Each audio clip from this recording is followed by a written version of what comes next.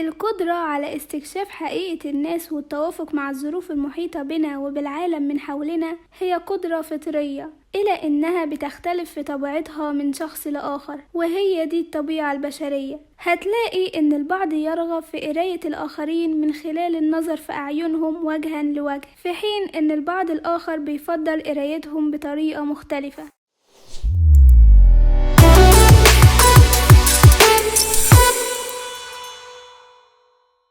كتاب النهاردة مرشد عملي وفعال هيساعدك على رؤية ايه اللي بيفكر فيه الناس بوضوح وبطريقة صحيحة من خلال شفرات التواصل الأربعة: الصوت، الوجه، لغة الجسد، والكلام، علشان ما تصدرش عليهم أحكام بناء على المظهر الخارجي. الكتاب متقسم ل3 أجزاء.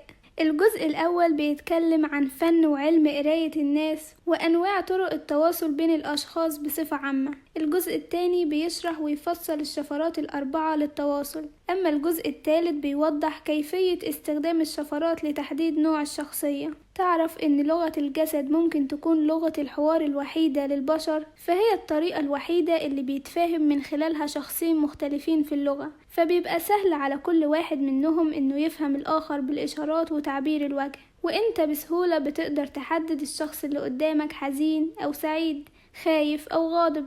من أعمق وأدق لغات الجسد هي لغة العينين. عند النظر في عين الشخص الآخر بتقدر تحس وتفهم اللي بيقوله، وتبدأ تتابع اتجاهات نظراته علشان تفهم كلامه بوضوح وسهولة. حركات عضلات الوجه كتيرة وطبيعية ولا إرادية، بتعبر بشكل مباشر عن انطباع الشخص، وبيبقى من الصعب إخفائها. بنعرف من خلالها حالته بدون الحاجة للكلام. كيف تقرأ الآخرين؟ في 4 جوانب بناخدها في اعتبارنا عند تحليل وقراية الشخص، وهي الكلمات، الصوت، الوجه، والجسد. الكلمات لوحدها مش كفاية للحكم الصحيح، فكلمات كتير بتتقال بتبقى غير صادقة، وإحنا بنعتقد إن صاحبها صادق، لكن بنكتشف العكس من تعبيرات الوجه وحركات الجسد.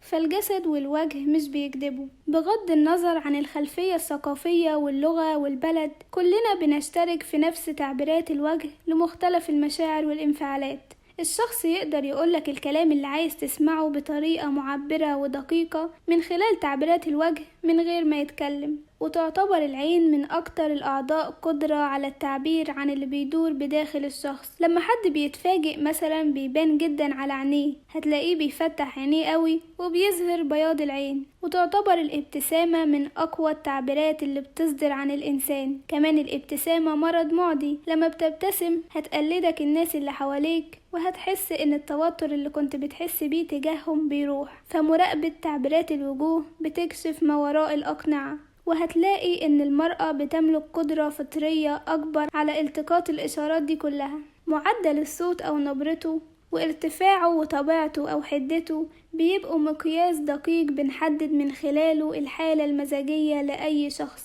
وزي ما الدكتور بيعرف من خلال نقطة دم انه يحلل ما بداخلك، بتقدر طبقة صوت واحدة انها تكشف عن اللي بيدور جواك نفسيا. فالصوت مقياس حساس وموصل جيد بينقل أفكارنا ومشاعرنا الداخلية من خلال طبقات الصوت والكلمات اللي بنختارها. ونبرة الصوت والطريقة السريعة في الكلام بتدل على إن صاحبها متحفز وعصبي. وأشارت الدراسات إلى إن اللي بيتكلموا بطريقة سريعة بيحسوا بعدم الأمان، وبيعتقدوا إن الناس مش مهتمة للي بيقولوه، والطريقة دي بتعمل لهم مشاكل في التواصل مع الآخرين. ومعظم اللي بيتعامل مع الناس دي مش بيحس بالراحة وبيحس بالقلق، في حين ان الاشخاص الهادية بيجذبوا اللي حواليهم. جسدك بيوضح لك كتير جدا عن نفسك. وضع الجسم وكل حركة من حركاته ليها معنى معين، وتعتبر رسالة واضحة بتعبر عن مشاعره.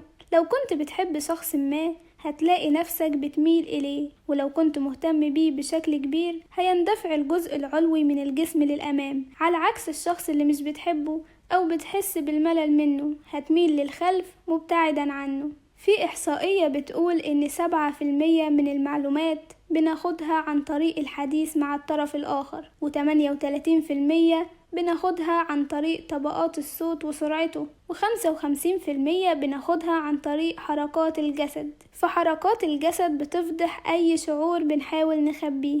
إشارات الجسد بتساعدنا دايما في فهم الطرف الآخر ومعرفة حقيقة كلامه، لكن ده مش معناه أبدا إننا نفضل مركزين طول الوقت على حركات الجسد حسب الكلام اللي بيقوله. حاجة زي كده هتخلي الطرفين مش مركزين في الكلام، وهتخلي تفكيرهم منحصر بس في عملية المراقبة، وهيفقدهم القدرة على الاستمرار في التواصل. من المفيد طبعا إننا نكون قادرين نقرأ حركات الجسد، لكن من المفيد كمان وبنفس المقدار إننا نتعلم نخلي الجسد مصدر للإشارات الصحيحة، ونخفف قدر الإمكان من الإشارات الخاطئة اللي بتدي انطباع عكس الحقيقي أو عكس الانطباع اللي عايزين نوصله للطرف الآخر. 7 إشارات هتعلمك لغة الجسد. 1. العينين. هتعرف الشخص بيفكر في ايه من خلال عينيه. لو اتسع بؤبؤ العين ده معناه ان الشخص سمع منك شيء اسعده، وبالعكس لو ضاق بؤبؤ العين معناه انك كلمته في حاجة مش مصدقها. ولو عينيه اتجهت للأعلى جهة اليمين فهو بينشئ صورة خيالية مستقبلية، ولو اتجه بعينيه للأعلى جهة اليسار فهو بيفتكر شيء من الماضي له علاقة بالواقع اللي هو فيه، ولو نظر للأسفل فهو بيتكلم مع ذاته وأحاسيسه كلام خاص بيه وبيشاور نفسه في موضوع معين. 2. الحواجب.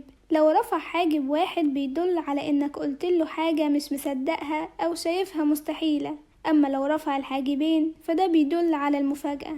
ولو تحريك الحواجب اتكرر فهو مبهور من الكلام وكلامك بيدخل دماغه بأكتر من شكل ومصدقك. 3. الأنف والأذنان.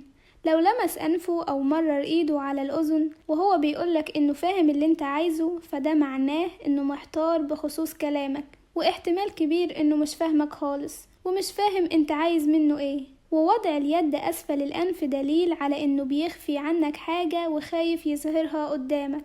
4. جبين الشخص. لو كتب جبينه ونزل راسه للأرض وهو عابس معناه إنه متحير أو مرتبك أو مش حابب يسمعك، أما لو كتب جبينه ورفع راسه للأعلى فده بيدل على دهشته من اللي سمعه منك. 5.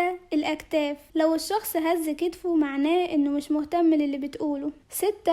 الأصابع. لو نكر الشخص بإصبعه على المقعد أو على المكتب بيشير للعصبية أو عدم الصبر. 7. لو ربط الشخص بذراعيه على صدره معناه إنه بيحاول عزل نفسه عن الآخرين أو بيدل على إنه خايف فعلا منك. الإشارات ال7 دول بيدوك فكرة عن لغة الجسد ككل وإزاي تستخدمها، مش بس في إبراز قوة شخصيتك لكن كمان في التعرف على اللي بيفكر فيه الناس بالرغم من محاولتهم إخفائه. انت لو رايح اجتماع عمل مثلا وانت داخل مفيش داعي أبدا للتصنع والمبالغة، لكن الدخول بشكل جيد بيعكس ثقتك بنفسك وقدرتك على أداء العمل. وأهم حاجة تكون عارفها وانت بتثبت حضورك هو انك في المكان الصحيح، وانه عندك حاجة قيمة هتقدمها للمكان، وتوقع رد الفعل الإيجابي لأنه صفة من صفات الشخص الناجح. افتكر ان كل اللي بتعمله بيسيب أثر في الناس اللي حواليك، سواء تعبيرات وشك، نظرة عينيك، حركات ايدك، وقفتك، جلستك. وبس كده، اشوفكم الحلقة اللي جاية. باي باي.